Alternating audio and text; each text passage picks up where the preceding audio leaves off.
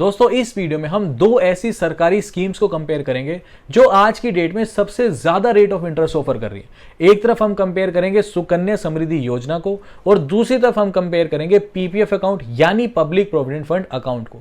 अब इस वीडियो में हम स्टेप बाय स्टेप चाहे सुकन्या समृद्धि योजना हो चाहे पीपीएफ अकाउंट हो, इन दोनों के क्या क्या फीचर्स हैं, क्या क्या एलिजिबिलिटी है, दोनों में कितना कितना परसेंट का रेट ऑफ इंटरेस्ट मिलता है, कितने टाइम के बाद दोनों की मैच्योरिटी होती है, इन सब के अलावा इन दोनों ही कैलकुलेटर को भी डिस्कस करेंगे यानी सुकन्या समृद्धि योजना कैलकुलेटर को भी डिस्कस करेंगे और पीपीएफ अकाउंट कैलकुलेटर को भी डिस्कस करेंगे और ये कंक्लूजन निकालेंगे कि यहां पर अगर मान लो हर साल मैं पीपीएफ अकाउंट के अंदर 5,000 रुपए जमा करता हूं तब मुझे पीपीएफ अकाउंट में मैच्योरिटी पर कितनी अमाउंट मिलेगी, और ऐसे ही मान लो 5-5 हजार रुपए मैं सुकन्या समृद्धि योजना अकाउंट में हर साल जमा करता हूं तब मुझे सुकन्या समृद्धि योजना अकाउंट मैच्योर होने पर कितना अमाउंट मिलेगा। ऐसे ही एक दो एग्जांपल और लेंगे कि अगर मान लो दोनों ही अकाउंट्स में हम 50-50 हजार रुपए हर साल इन्वेस्ट करते हैं तब हमें मैच्योरिटी पर कितना अमाउंट मिलेगा।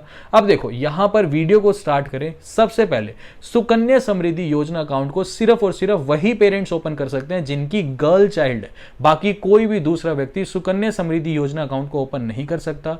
दूसरी तरफ पीपीएफ अकाउंट को कोई भी व्यक्ति ओपन कर सकता है। अब सुकन्या समृद्धि योजना अकाउंट और पीपीएफ अकाउंट दोनों ही सरकारी स्कीम है, यानी जो भी आप इन्वेस्टमेंट करोगे सुकन्या समृद्धि योजना अकाउंट में और जो भी आप इन्वेस्टमेंट करोगे पीपीएफ अकाउंट में, ये सारा ही आपका पैसा भारत सरकार के पास जमा होगा। अब सुकन्या समृद्धि योजना को वही पेरेंट्स ओपन कर सकते हैं जिनकी गर्ल चाइल्ड की एज 1 दिन से लेकर 10 साल के बीच में है। अगर मान लो कोई ऐसा पेरेंट जिसकी गर्ल चाइल्ड की एज 12 साल है तो वो पेरेंट सुकन्या समृद्धि योजना अकाउंट को ओपन नहीं कर सकता और ज्यादा से ज्यादा सिर्फ 2 गर्ल चाइल्ड्स के लिए ही सुकन्या समृद्धि योजना अकाउंट ओपन किया जा सकता है। यानी कोई अगर ऐसा पेरेंट है जिसकी 3 गर्ल चाइल्ड है तो सिर्फ वो 2 गर्ल चाइल्ड के लिए ही सुकन्या समृद्धि योजना अकाउंट ओपन करवा सकता है। पीपीएफ अकाउंट की अगर हम बात करें तो ये सिर्फ इंडिविजुअल लेवल पर ही ओपन हो सकता है, यानी आप ज्वाइंट अकाउंट पीपीएफ अकाउंट का ओपन नहीं करवा सकते।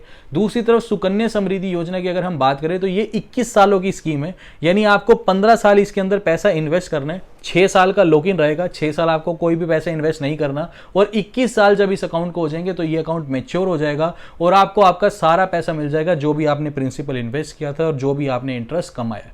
दूसरी तरफ अगर मैं पीपीएफ अकाउंट की बात करूं तो ये 15 सालों की स्कीम है, 15 साल ही आपको पैसा इन्वेस्ट करना है। जब 15 साल कंप्लीट हो जाएंगे तो आपको सारा पैसा आपका मिल जाएगा, चाहे आपका प्रिंसिपल इंटरेस्ट सारा पैसा आपको मिल जाएगा। सुकन्या समृद्धि योजना अकाउंट में भी आपको ट्रिपल ई बेनिफिट मिलता है और पीपीएफ अकाउंट में भी आपको ट्रिपल ई बेनिफिट मिलता है। अब ये ट्रिपल ई क्या है?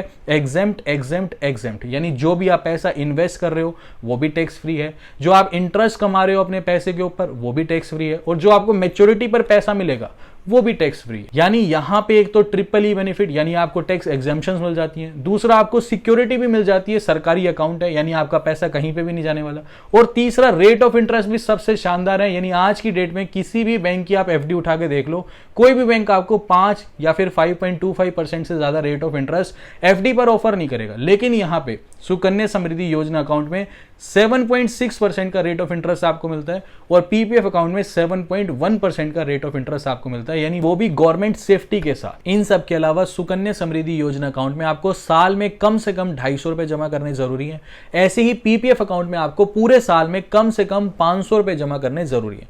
दोनों में मैक्सिमम अमाउंट सेम है, यानी सुकन्या समृद्धि योजना अकाउंट में भी आप ज्यादा से ज्यादा 1.5 लाख रुपए साल के इन्वेस्ट कर सकते हो और पीपीएफ अकाउंट में भी आप ज्यादा से ज्यादा 1.5 लाख रुपए इन्वेस्ट कर सकते हो। सुकन्या समृद्धि योजना अकाउंट और पीपीएफ अकाउंट दोनों के अंदर ही section 80C of income tax act के तहत आप ज्यादा से ज्यादा 1.5 लाख रुपए की टैक्स रिबेट ले सकते हो। अब इसको ऐसे मत समझना कि मान लो आपने 1.5 लाख रुपए सुकन्या समृद्धि योजना अकाउंट में डिपॉजिट करवा दिए और 1.5 लाख रुपए ही पीपीएफ अकाउंट में डिपॉजिट करवा दिए तो आपको टोटल 3 लाख रुपए का टैक्स रिबेट मिलेगा। ऐसा नहीं है, टोटल आप 1.5 लाख रुपए की ही मैक्सिमम टैक्स रिबेट ले सकते हो section 80C of income tax act के तहत। इन सब के अलावा सुकन्या समृद्धि योजना अकाउंट में आप किसी भी पॉइंट ऑफ टाइम पर इस अकाउंट के अगेंस्ट कोई भी लोन नहीं ले सकते। यानी अगर मान लो आज आपने सुकन्या समृद्धि योजना अकाउंट ओपन किया, आपको 5 साल हो गए सुकन्या समृद्धि योजना अकाउंट में आप रेगुलरली पैसा भी डाल रहे हो, उसके बाद आपको कुछ पैसे की जरूरत पड़ती है तो यहां पर सुकन्या समृद्धि योजना अकाउंट के अगेंस्ट आप लोन नहीं ले सकते। और दूसरी तरफ पीपीएफ अकाउंट की अगर हम बात करें तो पीपीएफ अकाउंट के अगेंस्ट में आप लोन ले सकते हो, लेकिन यहां पर कुछ टर्म्स एंड कंडीशन है। जैसा कि मैंने आपको बताया कि पीपीएफ अकाउंट 15 15 सालों की एक स्कीम है। तो यहां पर पीपीएफ अकाउंट सिंपली ये बोलता है कि जिस दिन आप अकाउंट ओपन करोगे, मान लो आपने 2020 में पीपीएफ अकाउंट ओपन किया, उसके बाद 3 साल जब इस पीपीएफ अकाउंट को हो जाएंगे, इस 3 सालों में तो आप ना तो कोई लोन ले सकते हो और ना ही इस अकाउंट को क्लोज करा सकते हो। लेकिन 3 साल से 6 साल के बीच का जो ये पीरियड है, इस पीरियड में आप पीपीएफ अकाउंट के अगेंस्ट लोन ले सकते हो और लोन आप ज्यादा से ज्यादा 25% तक ही ले सकते हो, जितना अभी तक आपका टोटल अमाउंट यहां पर इकट्ठा हो चुका है। तो इसके अगेंस्ट आप सिर्फ 25% ही लोन अमाउंट ले सकते हो। पीपीएफ अकाउंट की अगर हम बात करें, जैसा कि ये 15 सालों की स्कीम है, तो यहां पर जब आपके शुरू के 5 साल कंप्लीट हो जाएंगे, 5 साल के बाद इस अकाउंट को आप प्री मैच्योरली क्लोज भी करवा सकते हो, लेकिन सिर्फ 2 ही कंडीशंस में।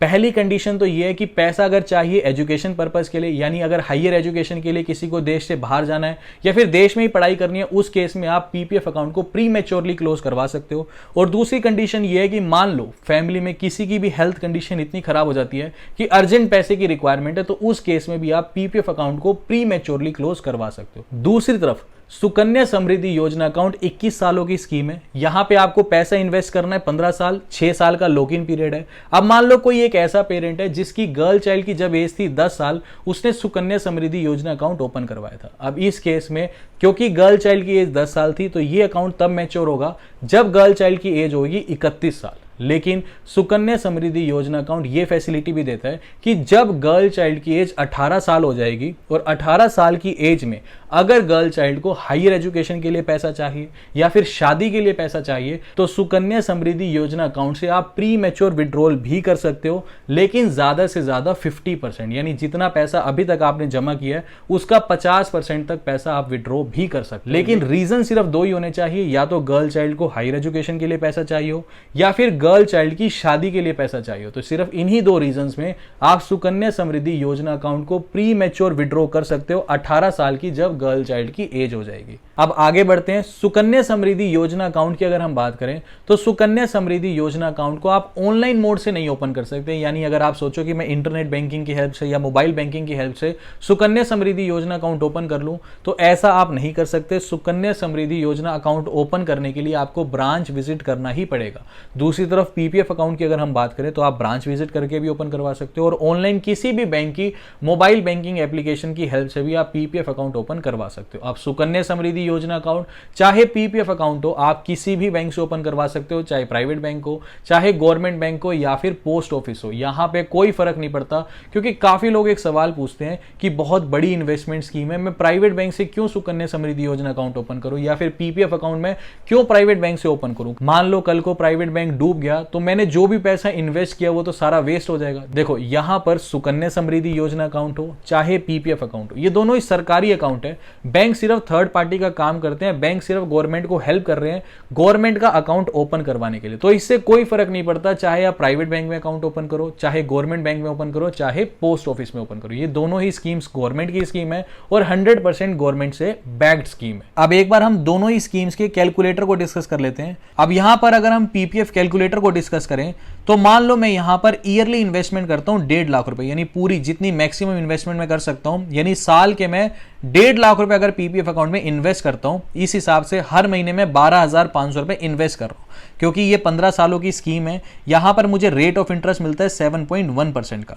इस हिसाब से अगले 15 सालों में मैं इन्वेस्टमेंट करूंगा 22,50,000 रुपए, मुझे टोटल इंटरेस्ट मिलेगा 18,18,000 रुपए और मैच्योरिटी पर जो मुझे अमाउंट मिलेगी वो मिलेगी 40,68,000 रुपए। अब एक और एग्जांपल लेके चलते हैं। मान लो हर महीने में इन्वेस्ट करना चाहता हूं 5,000 रुपए, इस हिसाब से साल की मैं टोटल इन्वेस्टमेंट करूंगा 60,000 रुपए। अब क्योंकि 15 सालों की ये स्कीम है और 7.1% का रेट ऑफ इंटरेस्ट है, तो अगले 15 सालों में टोटल इन्वेस्टमेंट मेरी रहेगी 9 लाख रुपए। टोटल इंटरेस्ट में कमाऊंगा 7,27,000 रुपए और मैच्योरिटी पर जो मुझे अमाउंट मिलेगी वो मिलेगी 16,27,000 रुपए। बाकी कैलकुलेटर का लिंक मैं नीचे आपको डिस्क्रिप्शन बॉक्स में दे दूंगा। इजीली आप अपनी इन्वेस्टमेंट के हिसाब से ये कैलकुलेट कर सकते हो कि इन्वेस्टमेंट आप कितनी कर रहे हो और मैच्योरिटी पर आपको कितने रिटर्न्स मिल रहे हैं। अब एक बार at the end of the video हम सुकन्या समृद्धि योजना अकाउंट के कैलकुलेटर को भी डिस्कस कर लेते हैं। तो मान लो हर साल में 1.5 लाख रुपए सुकन्या समृद्धि योजना अकाउंट में डिपॉजिट करता हूं, यानी इस हिसाब से हर महीने 12,500 रुपए मैं सुकन्या समृद्धि योजना अकाउंट में डिपॉजिट करता हूं।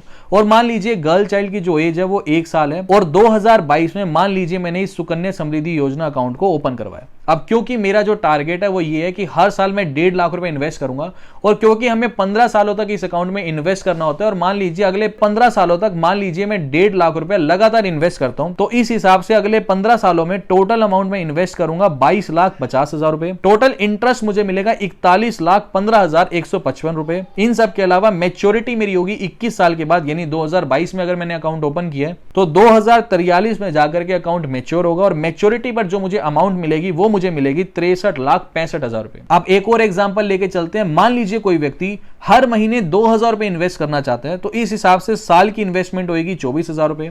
अब 24,000 रुपए लगातार अगले 15 सालों तक अगर वो इन्वेस्ट करता है तो टोटल इन्वेस्टमेंट 15 सालों में वो करेगा 3,60,000 रुपए। 21 सालों के बाद अकाउंट मैच्योर होगा, यानी 2022 में अगर अकाउंट ओपन हुआ है तो 2043 में जाकर के अकाउंट मैच्योर होगा। टोटल इंटरेस्ट मिलेगा 6,58,000 रुपए, और मैच्योरिटी पर टोटल अमाउंट मिलेगी 10,18,000 रुपए।